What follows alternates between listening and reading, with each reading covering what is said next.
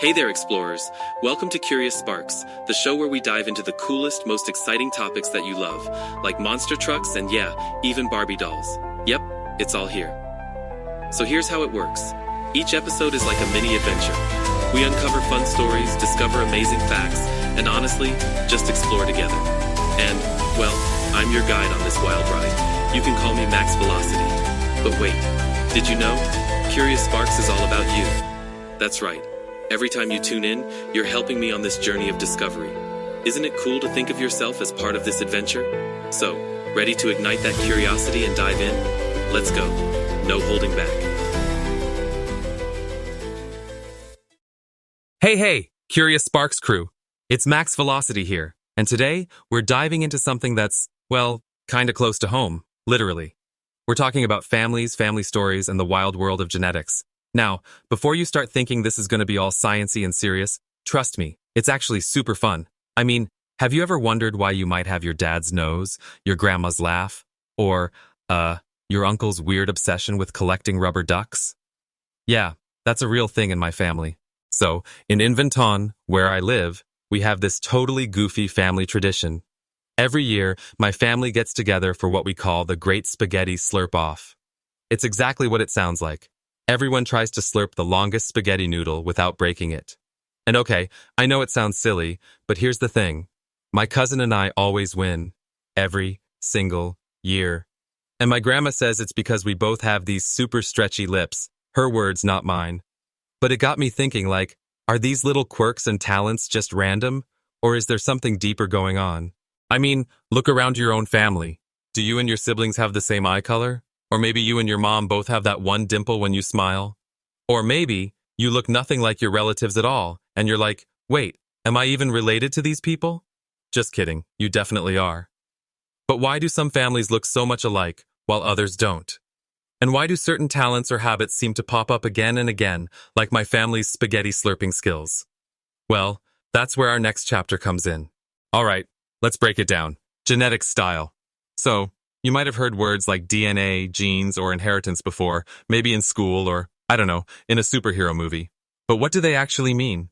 Imagine your body is like a giant instruction manual, and DNA is the language it's written in. Genes are like the individual instructions, tiny little recipes that decide things like your hair color, whether you can roll your tongue, or if you have, stretchy lips for spaghetti slurping. Here's a real-life example. Last summer, my cousin Jamie and I decided to build a model rocket. Now, neither of us had ever done it before, but somehow we both just got it.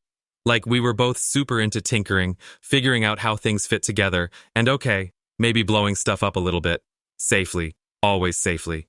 Turns out our grandpa was an inventor, and our parents both love building stuff too. So, is it just a coincidence? Or is there a tinkering gene in our family? I mean, scientists haven't found a specific tinkering gene, at least not yet.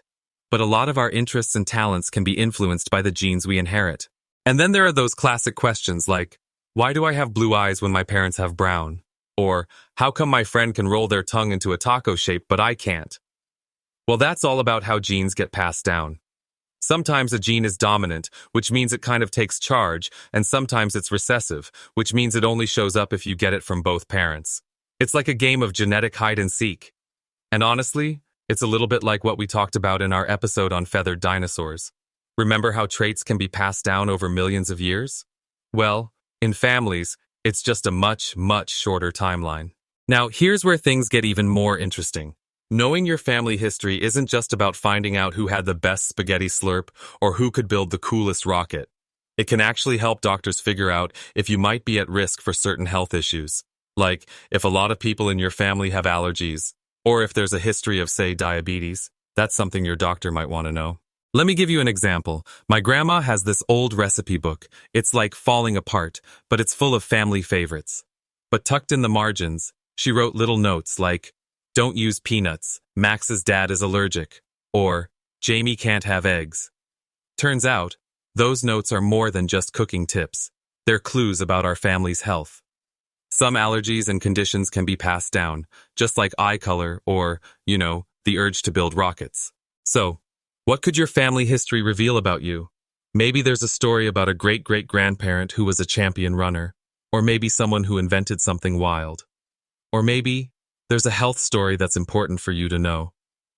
Next time you're hanging out with your parents or grandparents, try asking them about their stories, what they loved to do, what foods they avoided, or any funny family traditions. You might be surprised at what you find out. All right, that's all for today's episode of Curious Sparks. Thanks for joining me on this family adventure, genetics, spaghetti, rockets, and all. Keep asking questions, keep exploring, and who knows, maybe your family's next big story is just waiting to be discovered. Catch you next time.